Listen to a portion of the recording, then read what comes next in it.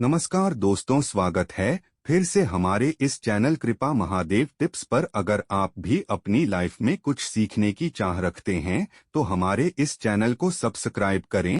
ओम नमः शिवाय। दोस्तों, हरतालिका तीज की आप सभी को हार्दिक शुभकामनाएं। दोस्तों, साल 2023 सितंबर के महीने में हरतालिका तीज कब है? 17 या 18 सितंबर। और इस व्रत की समाप्ति कब होगी? इस दिन व्रत का पालन कैसे करें? व्रत में कौन सी चीजें नहीं खानी चाहिए? जान ले सब कुछ आज की इस वीडियो में। दोस्तों, हरतालिका तीज का पवित्र दिन शिव और माता पार्वती के भक्तों के लिए प्यार की सौगात लेकर आता है। दोस्तों, इस दिन का हर सुहागन स्त्री बड़ी ही बेसब्री से इंतजार करती है। दोस्तों, हरतालिका तीज में भगवान भोलेनाथ और माता लक्ष्मी धरती पर आकर अपने हर भक्त के घर में वास करते हैं और सच्ची भक्ति करने पर धन धान्य से घर भर देते। दोस्तों, आज की इस वीडियो में हम आपको हरतालिका तीज से जुड़ी हर जानकारी बताएंगे, जैसे कि इस दिन व्रत कैसे रखें, कौन कौन व्रत रख सकता है, इस दिन क्या खाए क्या नहीं, व्रत के नियम और इस दिन कौन से उपाय करने से आपकी सोई हुई किस्मत जाग सकती है और आप हो जाएंगे धनवान मालामाल। और इस दिन से जुड़ी संपूर्ण जानकारी इस वीडियो में मिलेगी, इसलिए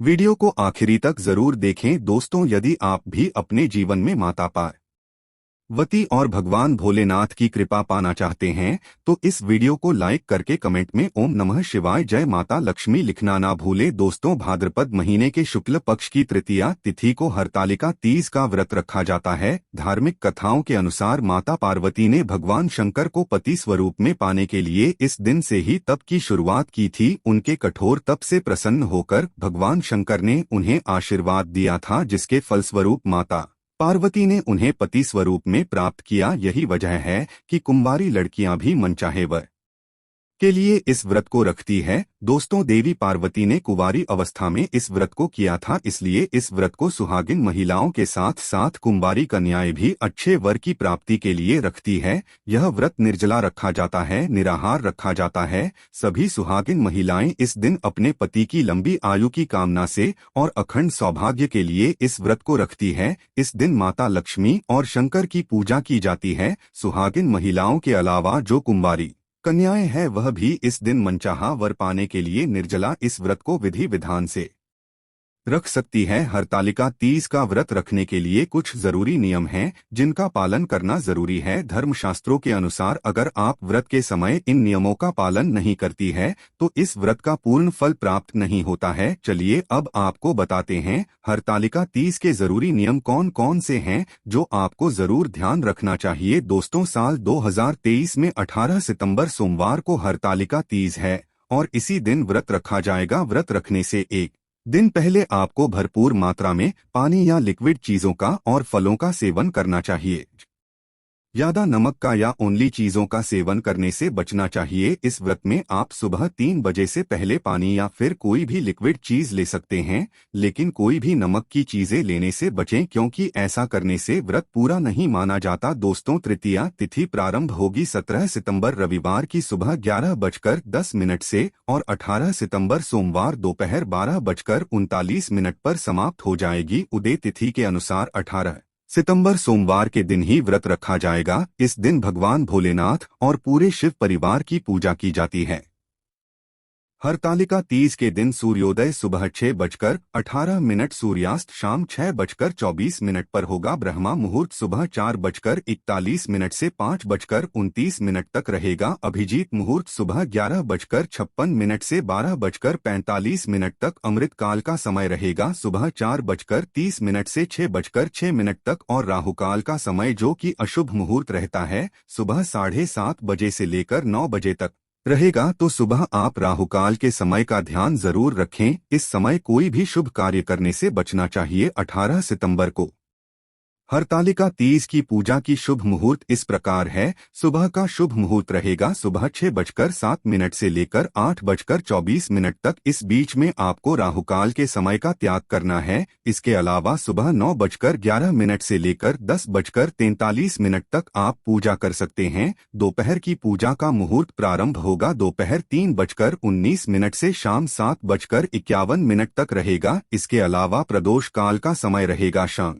5:39 से लेकर 7:09 तक। शाम को प्रदोष काल में की गई पूजा भगवान भोलेनाथ और देवी पार्वती बहुत जल्दी स्वीकार करती है, इसलिए प्रदोष काल में आप पूजा जरूर करें। व्रत पारणा का यानी व्रत खोलने का शुभ मुहूर्त रहने वाला है 19 सितंबर मंगलवार की सुबह 6:18 से लेकर 8:02 के अंदर। आपको ध्यान रखना है कि हमेशा अगले दिन सूर्योदय के बाद ही व्रत खोलना चाहिए और व्रत खोलते समय आप लिक्विड चीजों का, पानी का या जूस का सेवन जरूर करें, उसके बाद ही कोई अन्य पदार्थ खाएं। सबसे पहला नियम है कि इस व्रत को निर्जला रखा जाता है, तो हरतालिका तीज के दिन सुहागिन महिलाएं कड़ा व्रत रखती है, जिसके नियम भी बहुत कड़े होते हैं। इस व्रत में किसी भी तरह से अन्न या जल ग्रहण नहीं किया जाता है। अगले दिन सुबह पूजा के बाद जल पीकर ही व्रत खोला जाता है और इस व्रत को जो भी महिलाएं शारीरिक रूप से स्वस्थ हैं उनको ही रखना चाहिए, क्योंकि नियम बहुत ज्यादा कठिन होते हैं।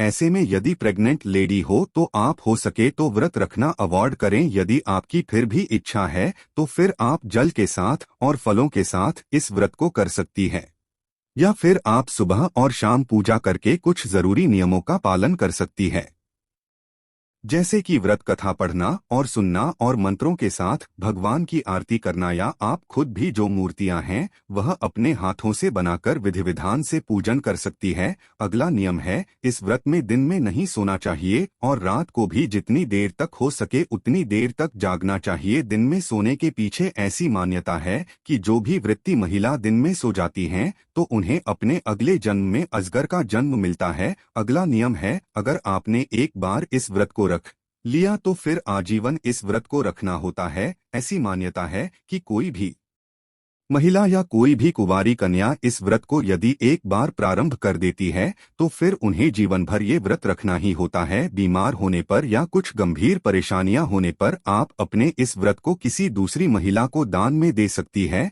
यदि आप सुहागिन महिला हैं तो आपके पति भी इस व्रत को रख सकते हैं आपके बदले में। अगला नियम है कि आपको पूजा बिल्कुल विधि विधान से ही करनी होती है। इस दिन पूजा पाठ में किसी तरह की कोई गलती नहीं करनी होती है। साथ ही इस व्रत में कथा जरूर सुनी जाती है, कथा सुने बिना ये व्रत अधूरा माना जाता है। हरतालिका तीज के व्रत में 16 श्रृंगार करके ही पूजा करनी चाहिए। दिन भर आपको श्रृंगार करके रखा चाहिए। 16 श्रृंगार में आपको नई साड़ी, मेहंदी और चूड़ियां जो नई होनी चाहिए विशेष रूप से पहननी चाहिए। हरतालिका तीज के व्रत में शुभ मुहूर्त में ही भगवान भोलेनाथ और देवी पार्वती की पूजा करके कथा सुनी जाती है और साथ ही इस दिन जो भी महिलाएं, जो भी व्यक्ति हैं, चाहे वह कन्याएं हो, इस दिन उन्हें किसी प्रकार का क्रोध नहीं करना चाहिए। ऊंची आवाज में किसी से बात नहीं करनी चाहिए, ऐसा करने से भी व्रत खंडित हो जाता है। इस दिन जितना हो सके भगवान भोलेनाथ और देवी पार्वती का ध्यान करना चाहिए, जब या भजन कीर्तन करना चाहिए, क्योंकि यह व्रत निर्जला रखा जाता है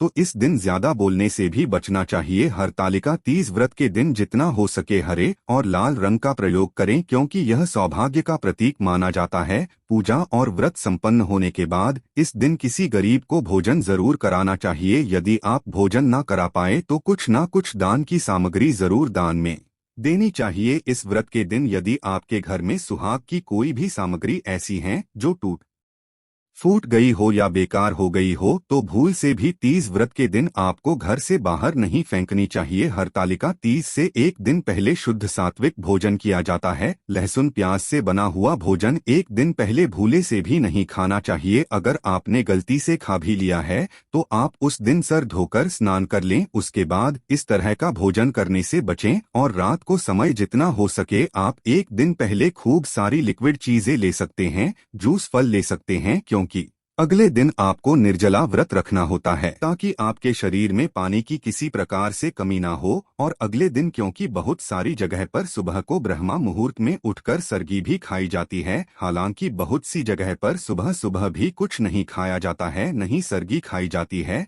तो हर जगह के नियम अलग अलग हो सकते हैं। जैसे कि इससे पहले मैंने वीडियो में भी आपको बताया था कि सरगी में आप केवल लिक्विड चीजें ले सकते हैं, वैसे तो आप पानी वाले फल भी सुबह के समय सरगी के समय ले सकते हैं, लेकिन अगर आप दूध या जूस वगैरह लेंगे या नींबू पानी, शहद पानी ले सकते हैं तो बहुत अच्छी बात है, क्योंकि व्रत रखने में फिर आपको दिन में ज्यादा प्रॉब्लम नहीं आएगी। जिनके यहाँ पर सुबह के समय पर सरगी नहीं ली जाती है, वह नाले सरगी वैसे तो स्नान करने के बाद ली जाती है। यदि आप सुबह के समय स्नान नहीं कर पाते हैं तो मुंह हाथ धोकर तीज माता का ध्यान करके, भगवान शंकर और पार्वती को प्रणाम करके, उनका ध्यान करके भी आप सरगी ले सकते हैं। 16 श्रृंगार करके पूजा करनी चाहिए। लेकिन अगर आप सुबह 16 श्रृंगार नहीं भी कर पाते हैं तो आपको जो जरूरी सुहाग की चीजें हैं वो जरूर पहन लेनी चाहिए, जैसे चूड़ी, बिंदी, मेहंदी। मेहंदी एक दिन पहले लगा लेनी चाहिए। सिंदूर, पैरों में आलता या जो भी इनके अलावा जरूरी चीजें हैं